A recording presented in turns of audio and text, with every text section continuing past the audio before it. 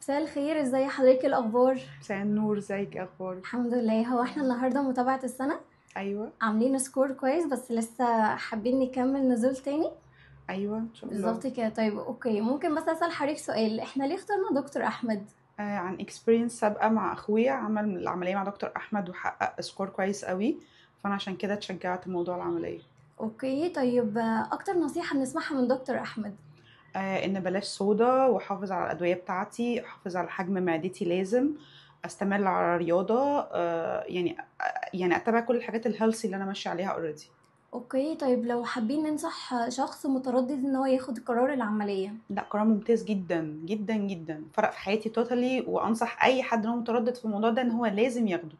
يحس بحياة جديدة وعيشة جديدة وحاجات كتيرة حلوة جدا.